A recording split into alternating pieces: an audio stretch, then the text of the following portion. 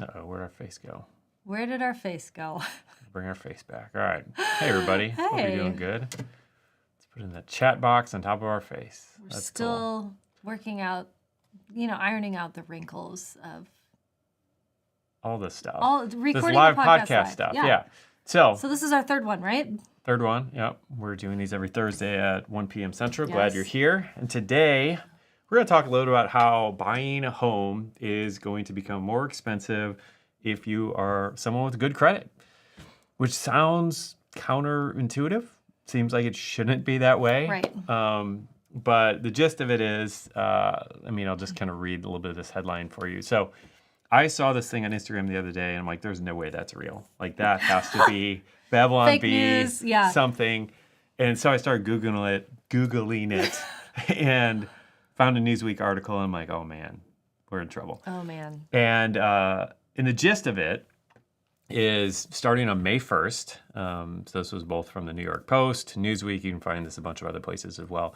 President Biden and his administration released this decree that requires, or essentially what's going to happen is it's going to penalize home buyers who have a FICO score of 680 and above, which is interesting. That's about 2/3 of the population. And the people who are going to benefit from this are those who have a lower credit score, I believe about 620 or something. And so there's going to be a fee tacked on for those who have a higher score. And then for those who have a lower score, it's going to be reversed. And so anyway, so as you can imagine, this is incredibly politically charged. Our goal in this isn't to make this a big political thing, just paint the facts, show what's happening. This is, yeah. And you do with that what you want to do with it. But That's not the conversation we're having. yeah. So anyway, I'm just going to share this real quick because it's just a little bit of what I found as I was kind of digging through this. So people are up in arms, like as you wouldn't expect. So right. Biden's mortgage equity, quote equity, will screw up the home buying market. Fox says the Biden admin's new rule will punish people with high credit scores. Let's see, what else is in here? High credit score borrowers penalized under new federal mortgage fee plan. Biden is creating a responsibility tax. Yeah. So you get the point. Like there's just a lot of people are frustrated about this. And when I reposted this on Instagram, our stories, I think I got more DMs from a single story that we've ever gotten. I must have gotten 50 DMs from a bunch of people who are just like, this is unbelievable. How is this happening? And so anyway, so what we want to do now is just share a little bit. Like I've researched everything I can find on this. So I just want to share what I've found in case it helps you, just arms you with this information so you know, not trying to be the bearer of bad news. And honestly, if you have a lower credit score, like this is going to benefit you, So let's keep that in mind. But anyway, so yeah, I've done all the research I can do on this. But the thing about this, because we've talked about some of these new things that roll out, and they often change. Yeah. So it's like right now, what's true might be different next week, unfortunately. And with all the backlash to this, I have seen, I saw one particular website, because I said May 1st is when this is supposed to begin happening. But I saw one website said that they're talking about kicking that back because of all the backlash and whatever. So I don't know what's going to happen. Well, and didn't he just announce that he was running again? I think so. I saw that. Interested to see if this changes. Well, yeah, because that's the thing. I have to think that everybody is like, well, forget this. Let's get somebody else in office. It is always political because, on the left you have, like, essentially what's happening is they're creating a system for more people to be able to buy homes who otherwise might not be able to because it's making it a little bit more affordable and cheaper for them. And then on the other side, it's socialism. It's taking from those who have and have worked hard to give to those who do not. Now, again, trying to set politics aside, we're all for helping out people who need it. But what's interesting about this is it begins to sound a little bit like 2008, the housing crisis there. Like, if you recall, all the problems stemmed from the banks getting too many people in houses who actually couldn't afford it and pay their bills. And because the the mortgage is one thing. Mm-hmm. There's a lot more. And I mean, we've been in different size houses throughout our marriage, and we're like, okay, the electricity and the gas and the, Yeah. like one of our houses had 5 toilets in it. 5 toilets. And I was like, why? Okay, whatever. We can, there's a whole rabbit hole we could go down with that. But you have to buy the cleaning products to clean that many bathrooms is one of the things that I was just like, this, it's funny. a lot more expensive. It's funny. I just remember that the house had 5 toilets. Yes. Our current house has 3 toilets, in case you're curious. Which feels, we could maybe use one more, but Anyway. All right. This is quite a tangent. They really want to know how many toilets we have. That's what they came for. We'll rename this. But How anyway, many toilets do Bob and my Linda have? point is that, if you can't afford the house, you can't afford to run the house. I mean, it is a big thing. And even just filling a house with the furniture. And there's a whole lot there that suggests that do what you can afford. Yeah. Like what you can it's so easy to get reality yourself in afford. trouble. Yeah. And in 2008, when all the banks were throwing money at anybody who wanted a loan without checking anything, and Right. we're just going to lend. Like that obviously Property backfired, taxes. didn't work out. Yeah. And this is just starting to look a little bit of a hint like that. And that's Interesting. kind of my bigger concern with it all. But anyway, okay. So like I said, the intention of this whole thing is to help those with lower credit scores. We're making it cheaper, more accessible.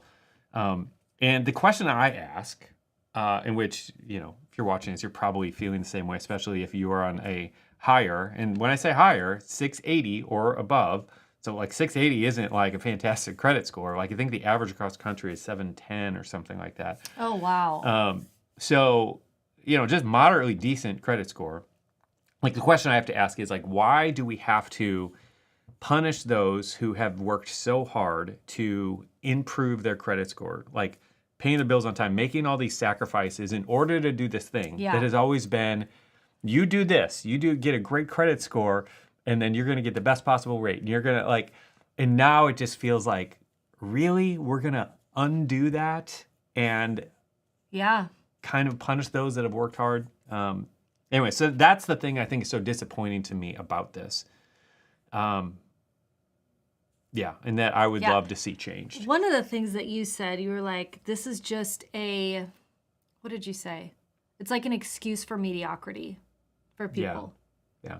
And Well, yeah, because why try? why try? Yeah. Why try, do all the work to have a better credit score if if you don't have to, And in the reality, and we'll get to some of the numbers on this in a minute, the reality is that it's still better. You're still going to get a better mortgage rate by having a higher credit score than a lower. So you're still not, and we'll get to that in a minute. But anyway, I'm going to pull up this chart real quick. And I'm not going to spend much time on this because this is super nerdy and nerdier than probably most of you want to see. But let me get over here real quick. So this is kind of getting into the mortgage nerdiness of this whole LLPA thing. And I forgot this acronym. I don't even know what this acronym is. But basically, this is what, loan level price adjustments. And I'm not in the mortgage world, so I don't know all this stuff. But basically, they put together a chart of how this all shakes out. And I actually have a bigger one I'll show you.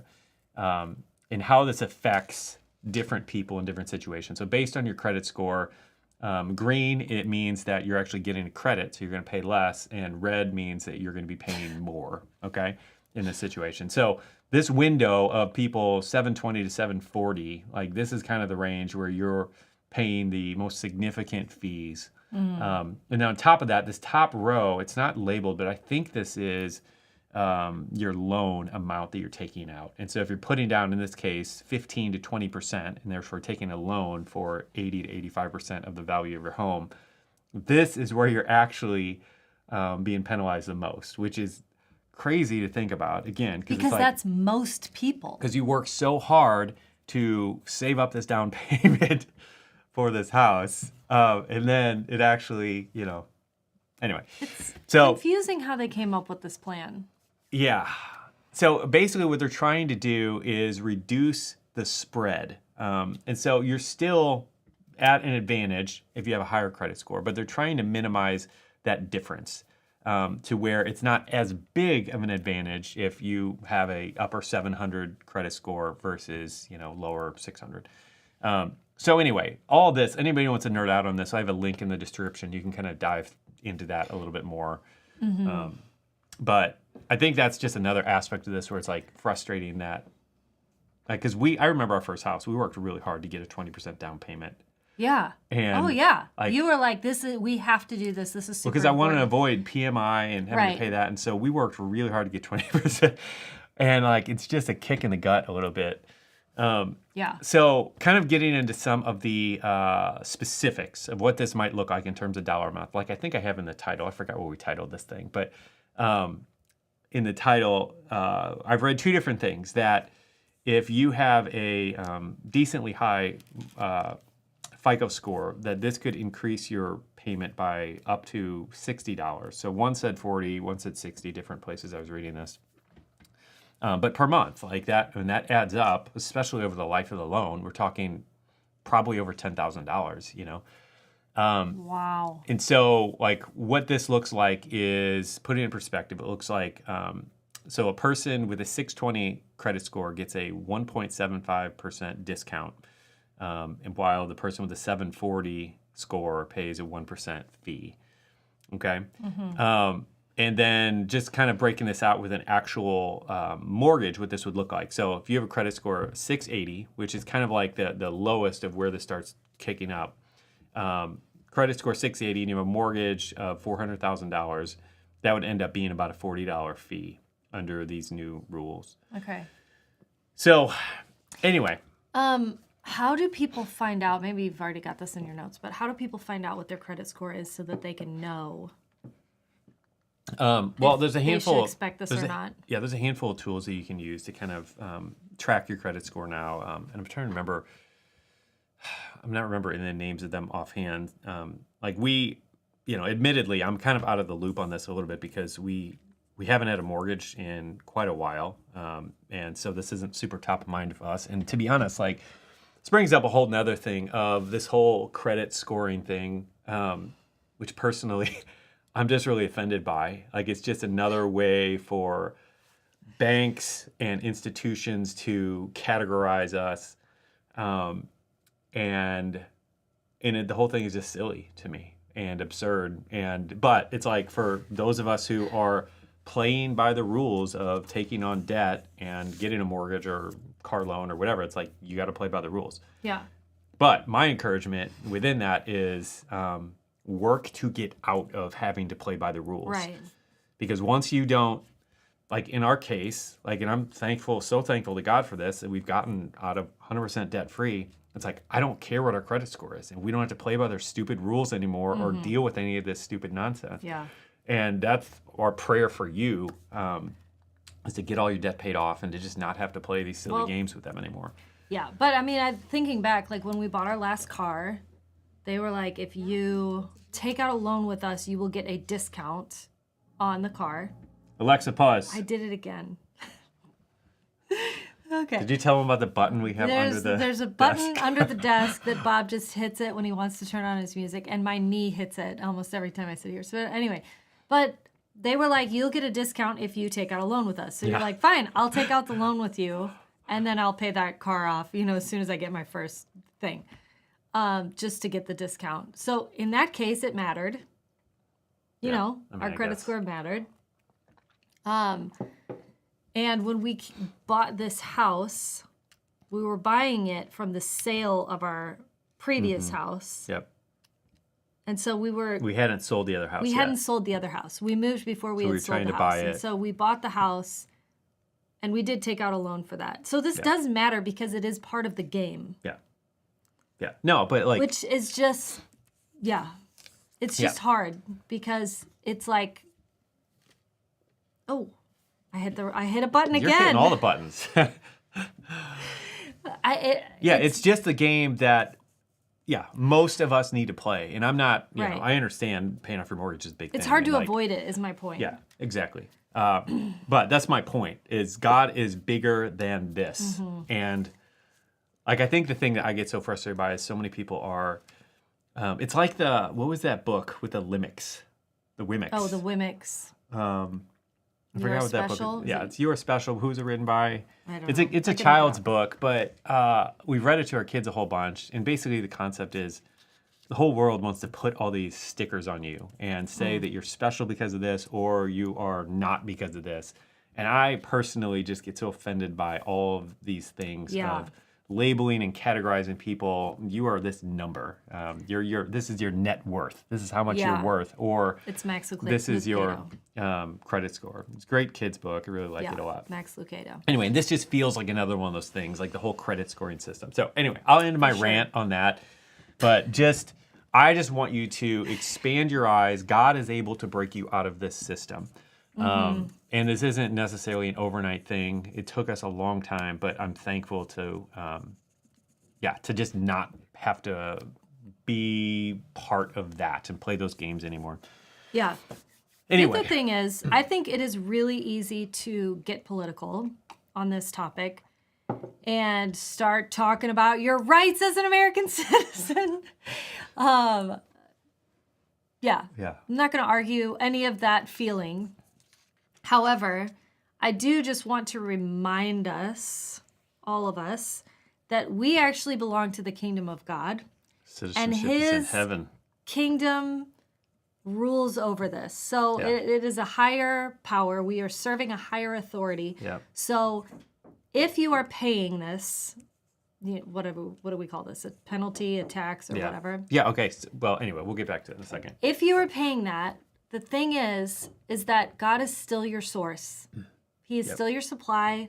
He can provide for you to make sure that you have enough to pay that thing. This doesn't have to be a point of contention all the time. That's kind of where I want to go with that, right? Yeah, I think that's good.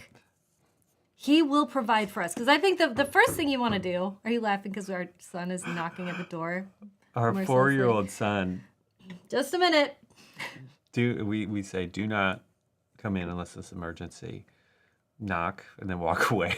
And his emergencies and he's been there's a squirrel in the knocking backyard. Louder. Yeah, and there's a squirrel in the backyard. Did you see the squirrel? Anyway, the point is, I think it could be easy to go, this is against my rights and blah, blah, blah, blah, blah. But really, it's like, I'm nervous that I'm going to have to come up with this extra money when things already feel tight. Okay. So this is a really important point that we have to talk about. Let me go help because there's a lot of confusion with this. This applies to new mortgage owners.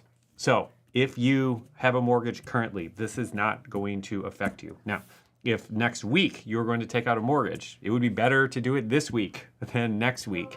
But at the end of the day, this is not going to affect your current mortgage payment. And so that obviously is super important to understand, because a lot of people were asking that question over on Instagram.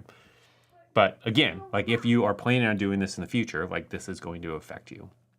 So anyway,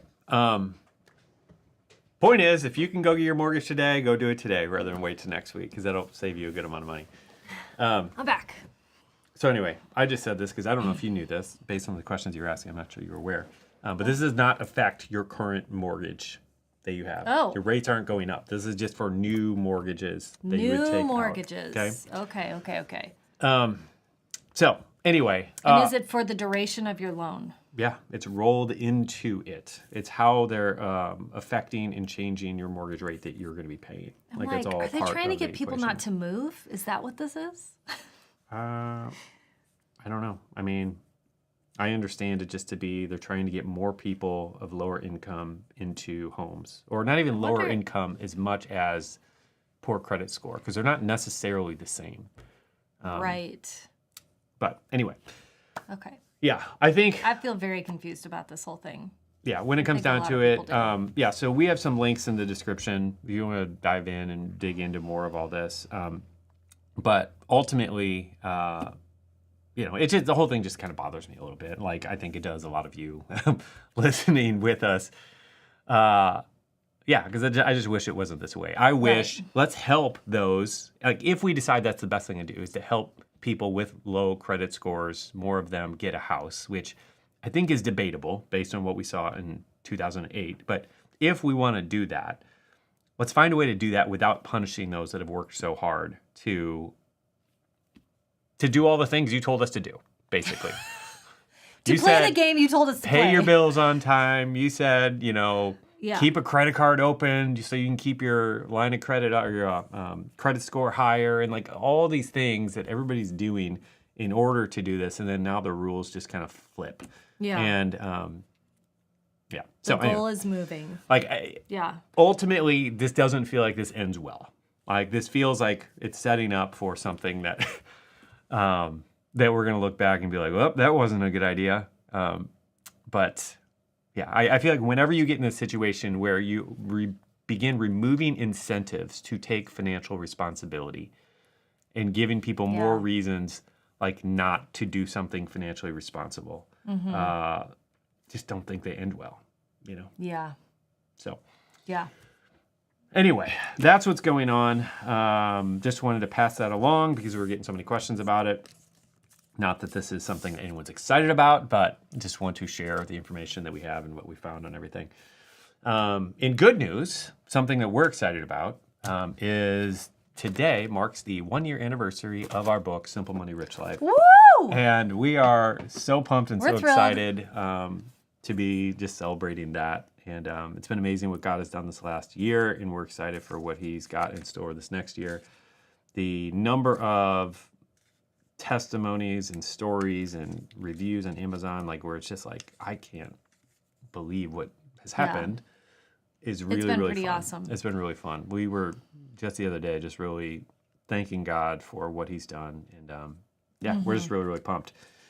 So. Yeah, and if you don't already have the book, a little incentive for you. We always are praying for anyone who buys the book, is in the course. Well, podcast listeners, all of you are on our prayer list. In the community in any way. Yeah. That you would have better results than what we can help you with. Yeah. No, that's our prayer. Like, if your financial, if our ability to, I don't know what the best way to word this is, but if our ability and our wisdom on finances is all you have to move you forward, like, it might help a little bit. But if we can get God... We're doing our best, but yes. Yeah, if we can get God in your equation, and we'll do everything we have. We'll bring everything we have, and I think we have a lot of sound wisdom to add to the equation. But our prayer is that God is showing up in your world and your financial world, and that, that's where the real change is. And that's, it's not about us. It's not about the Bob and Linda show or anything else, but it's about what your world can look like when God begins invading your finances, and the worlds that you can begin impacting through that as well, through that overflow. So, anyway, because the world needs you. That's what we're grateful for. That's what we're excited about. Let me scroll down here real quick. Just make sure it's not here. Seriously, the best financial book I've read, and I'm planning to reread it soon. Awesome. All right, April. Thank you, April. I appreciate that. Okay, you can take April's word for it. And if you want a sample of the book, just go to seedtime.com/sample. And there you can get the first chapter of the audiobook. You can get a couple chapters of the PDF book. And I think we also have the 5-week book study PDF that you can download. All that stuff. It's free at Sample. Yeah. seedtime.com/sample. Anyway, we're going to let you go. Yeah. Hope you have an awesome rest of the day. And we'll see you in the next one.